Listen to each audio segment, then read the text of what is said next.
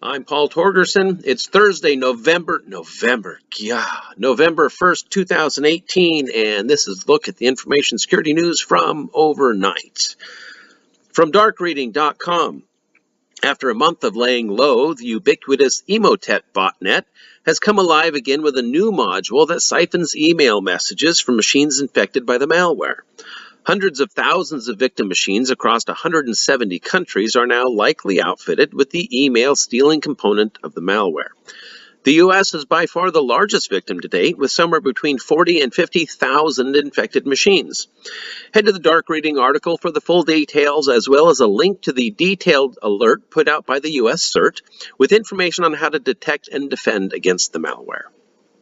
Also from Dark Reading, the University of California, Berkeley's Center for Long-Term Cybersecurity has launched a new public interest cybersecurity clinic dedicated to providing services to politically vulnerable organizations. These would include media outlets, human rights groups, and non-government organizations that are at risk of cyber attacks. The Citizen Clinic will train teams of students to provide assistance to organizations that face online threats from foreign governments, hate groups, and other politically motivated adversaries. Citizen Clinic's interdisciplinary teams will assess threats to targeted organizations, recommend risk-appropriate mitigations, and work collaboratively with clients to implement new policies and technical controls to enhance their long-term cybersecurity needs. Go Bears! From healthdatamanagement.com, the Department of Health and Human Services this week officially opened a cybersecurity center designed to support and improve the cyber defense of the U.S. healthcare industry. The Health Sector Cybersecurity Coordination Center, located at HHS headquarters in Washington, is meant to strengthen coordination and information sharing within the industry and provide timely and actionable information to healthcare organizations, as well as develop strategic partnerships. To me, this sounds an awful lot like the healthcare ISAC that's been around for about a decade and has a very strong leadership board of industry CISOs. I actually sent a note to the ISAC asking how the two organizations will work together. If I hear back, I'll let you know.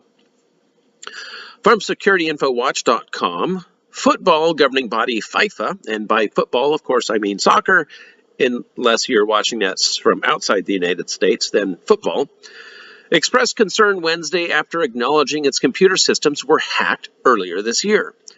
The hack took place in March, and reports have said that a consortium of European media organizations is planning to publish a series of stories based in part on the internal documents.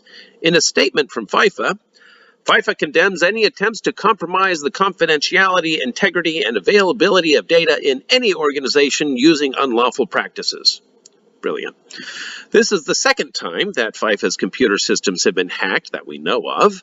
The U.S. Department of Justice and the FBI said earlier this month that Russian military intelligence was responsible for a hack in 2016 that led to evidence from anti-doping investigations and laboratory results being published. From bleepingcomputer.com, a malware similar in nature to Stuxnet, but far more aggressive and sophisticated, allegedly hit the infrastructure and strategic networks in Iran.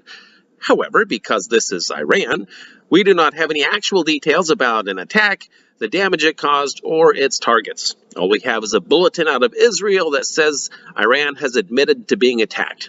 If I hear more, you'll hear more. And lastly today, from Dark Reading, Apple yesterday released security updates to deal with serious vulnerabilities in multiple products, including a handful of critical flaws that should be patched immediately.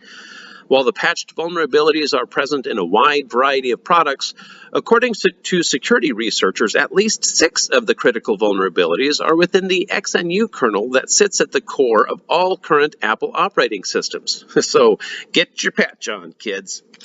That's all I have for today. Have a wonderful Dia de los Muertos. And until tomorrow, be safe out there.